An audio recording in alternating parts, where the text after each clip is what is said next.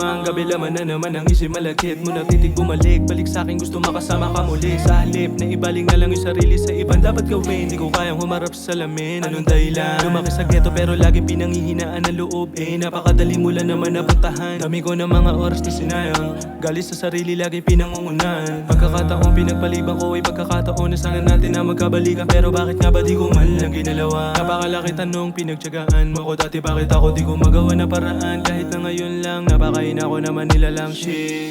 Eto na naman, sa inom ako na lang idinaan. Habang sumusulat lumuluwa, dito ko lang kaya lakasan. Mga liham na napupuno na sugat ang damdamin ng laman. Mabulaklak man na salita, di na kaya mapaandaran. Itinulak ko ng ilang beses sa sarili pinipilit, pero iniisip akala mas lalo mawalan ng gana. Pahinga na muna, mas maigi na unahin ang sarili kusang. Maghihilo mga sugat mo na iniwanan sa bayan. Patak sa bubong ng ambon, di na maya na lumuha yung kalangitan. Pero di magkapares pagkatapos ng ulan. May araw na bubungat para sa kaliwanagan ako. Tula pa rin malino sa gusto kong kasagutan kasi malamang tapos na sana ang ilang gabing luhaan. Wala nang gana kumain, ang tanging hangarin ay mapalitan. Na mga ngiti ang labi, muli magising na wala nang iniisip. Bawat sandali manatiling masigla ang pagkatao katulad dati. O tapos na sana ang ilang gabing luhaan. Wala nang gana kumain, ang tanging hangarin ay mapalitan. Na mga ngiti ang labi, muli magising na wala nang iniisip. Bawat sandali manatiling masigla ang pagkatao katulad dati.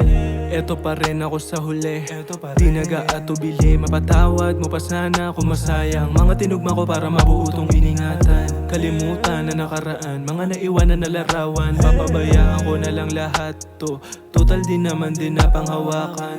Bawat sandali ang tanging hiling pa rin sa huli ay maayos na lahat ng may ngiti. Kung ako pa rin sana ay dinggin mo ko na maluwag na sa iyong dibdib, mas madali lang.